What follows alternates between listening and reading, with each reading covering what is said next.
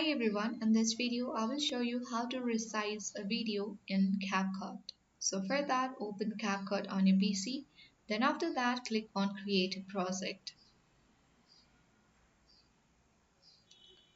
Then you'll be taken to this page where you have to import the video that you want to resize.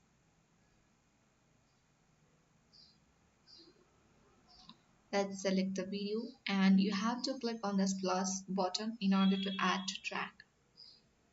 Once you have added to track, in order to resize your video, you can simply click on the video. Wait until the video is getting loaded here. It might take some few time. So let's click on the video. Once you click on this video, as you can see on the right panel, you can see the different kinds of option here. You can see scale. If you wish to increase the scale of this video, then you can simply make in and out of this video. Or else if you want to set it as normal in 100%, you can also edit it. Simply you can delete it and make 200. Once done, you can also put marks or remove the background and retouch, and many more functions are here. You can also rotate this video clip, and to add the expected ratio you can click on this ratio of this video and then it has been set to original.